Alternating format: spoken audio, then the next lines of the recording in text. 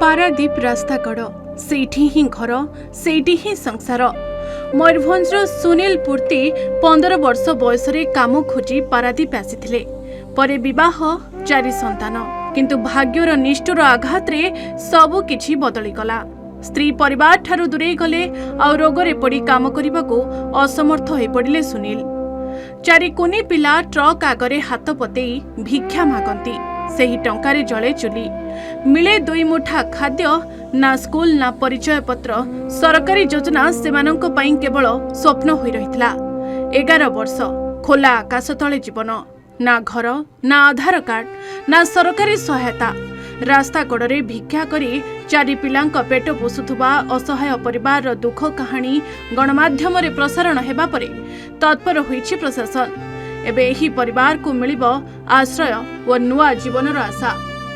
प्रशासन परिवार को उद्धार करी स्वास्थ्य परीक्षा कराइछि। जिलापालक निर्देश परे केन्द्रापड़ार लुथरान महिला समिति सेवा प्रतिष्ठान रे एही परिवार को आश्रय दियाजिबो। सेठारे रहिबा खाइबा आधार कार्ड व पिलांक पाठ पढ़ार व्यवस्था हेबो। मम्मा भरोसा माने कोन? पात्र इलेक्ट्रॉनिक्स संपर्क एक भरोसार। आम रास्तार पड़ीलु तापर छगड़ा भिक मागे चलती छगड़ा आनले खाऊल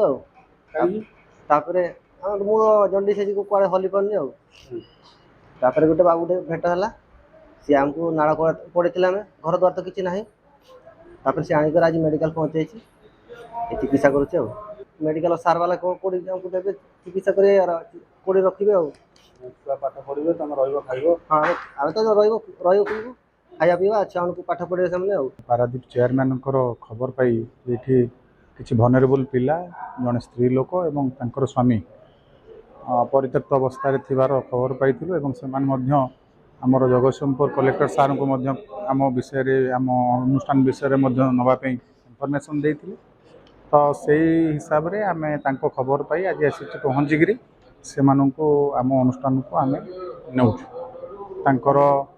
खाद्य पानीय वस्त्र बासगृहर थैतान व्यवस्था करने पारादीप जोछवी ठारे गोटे परिवार प्रायतः बापा माँ और 4टी छुआ जो मैंने अस्थायी भाव रास्ता कड़े पाल मारिक रोते से आमर मीडिया आमर सांबादिक भाई मैंने बजेला कलेक्टर दृष्टि आकर्षण आम समस्त दृष्टि को आसाला से परिप्रेक्षी कलेक्टर को अनुमति नहीं पारादीप म्यूनिसिपालिटी सहयोग में लुथेरान अनुष्ठान पाटली पोखरी अच्छी से आम नहीं थैथान करने व्यवस्था करूँ।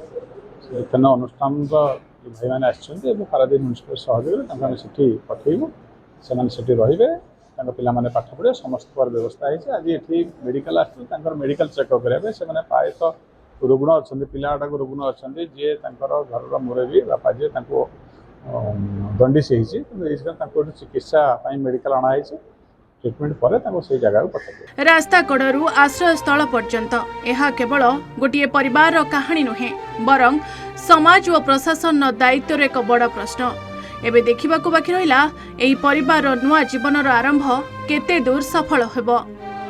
पारादीपरू हरीश चंद्र लेंका रिपोर्ट के न्यूज ओडिशा।